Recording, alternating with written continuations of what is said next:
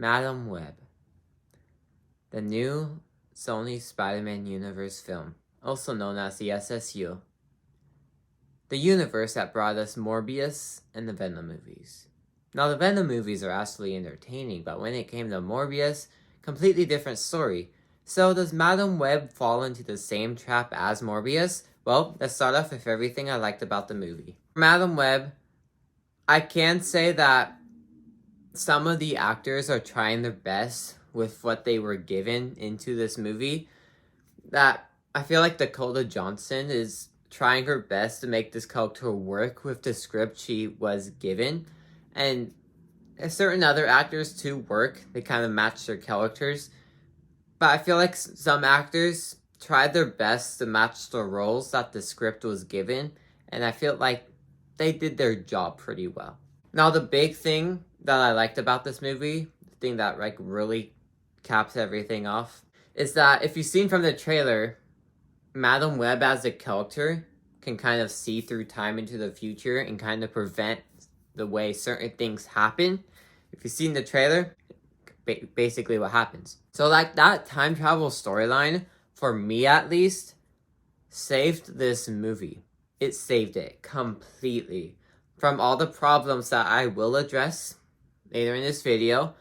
But for me at least, the time travel part of the story where the character can see the future saved this movie. Because for me, time travel movies or anything to do with time travel-ish stuff, I love. I love time travel-ish stories. That's 100% my thing. So that's why this character of Madam Web appealed to me.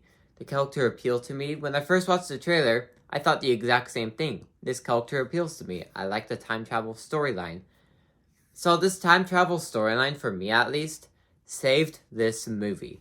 100% saved it. About that, when the movie doesn't focus on time travel stuff, the movie's not great, which I will address. But when the movie focuses on time travel, it's saved, in my opinion. If you're not a fan of time travel, you will definitely not agree with me here. But time travel-ish stories, like seeing the future kind of things, appeal to me, which is why this movie was saved from that aspect for me.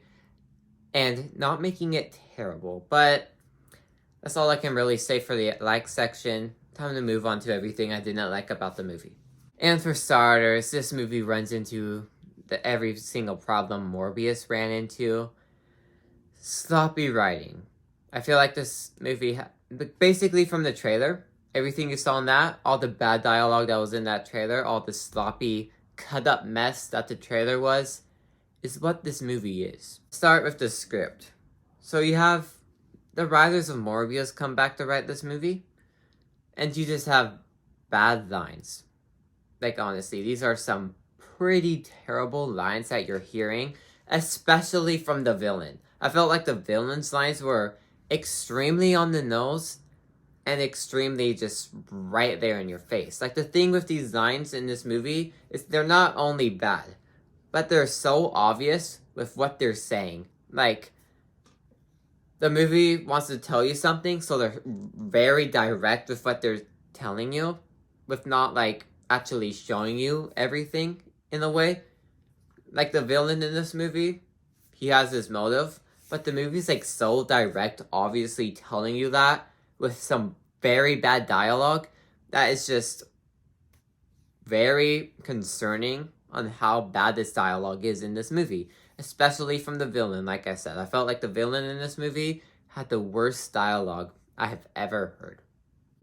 I do think the villain has a good motive, but it's just because it kind of has time travel-ish stuff to it. But lines that followed, lines in the entire script, didn't work. And then, like, the story itself is all choppy, cut up, just the way Morbius was in the trailer.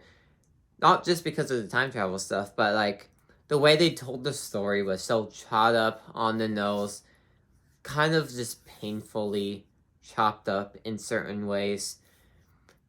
Does not work. Basically, every problem Morbius had follows into this movie. Why? Because the writers of Morbius wrote this movie. So every problem with that movie carried over into this movie. So basically, your problems with Morbius carried over into this movie and still follows the same problems. And again, this is an SSU movie, Sony Spider-Man universe. They're setting up something. There's no post-credit scene though, but they're setting up something in a way because they want to build out this universe. Morbius with that awful post-credit scene set up that. Don't want to spoil it just in case you want to watch it, but they set up something with some bad dialogue and right on the nose stuff. And then that followed into this. I mean, like, the setting up's not as obvious, but like I said, the dialogue, the on the nose stuff, and choppy scenes, it followed into this. And like I said, they're setting up stuff. If you watch breakdowns of the trailer, you kind of know what they're setting up, but it's a Sony Spider-Man universe. I think it's pretty obvious what they're trying to set up. And they're stealing lines from Spider-Man movies and making them awful. They stole famous quotes from old Spider-Man movies and just turning them into bad dialogue just for the sake of setting up something that relates to certain characters just because they want to set up something. And this movie takes place in 2003, so I'm not really sure how the timeline works with all these movies.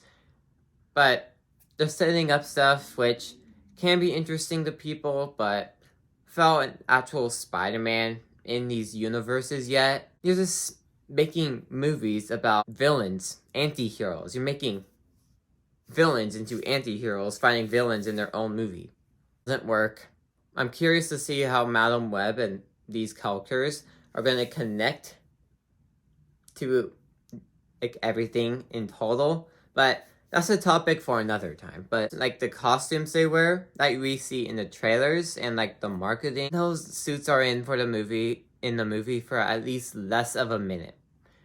Now, just because of like how certain things work with the plot, it doesn't make me mad fully, but I felt like they were a huge part of your marketing for this costumes be in the movie for less than a minute. It doesn't really make any sense. Like, if you watch the behind the scenes kind of on YouTube for like bonus features kind of, the actors were talking about the costumes they wear, and the costumes were in the movie for less than a minute. And those bottles that were released with like all the costumes shown, for the costumes to only be in the movie for less than a minute. So for a big part of your marketing standpoint, for the costumes to be in the movie for less than a minute, why would you market it that way? But at the end of the day, I do not think this movie is as bad as everyone is making it seem. Now, do keep in mind I went into this movie knowing it was bad. Like, I had the lowest of low expectations. I already knew what I was going to say for this review just from watching the trailer alone. I had my mind set on what I was going to say. So I watched the movie, and I thought it wasn't as bad as everyone was making it seem. Like I said in the like section, the time travel bit of the story. Those time travel bits of like seeing the future and stuff saved the movie. Every time that happened in the plot, I was interested in where everything was going with the plot. This movie's still not good because of all these problems that kind of intercepted that. Because when there had that like seeing the future kind of storyline to it, I enjoyed the movie and thought I was going to recommend it. But then you have all these problems with dialogue, cutting issues, setting up, marketing, everything with the problems doesn't make this movie good. And the way like the villain portrayed everything he did was awful. Probably one of the worst actings I ever seen was that villain. So all these bad things is dialed down on that time travel bit. But I feel like the seeing the future storyline did help my enjoyment for this movie. And I can say that Madam Web is better than Morbius.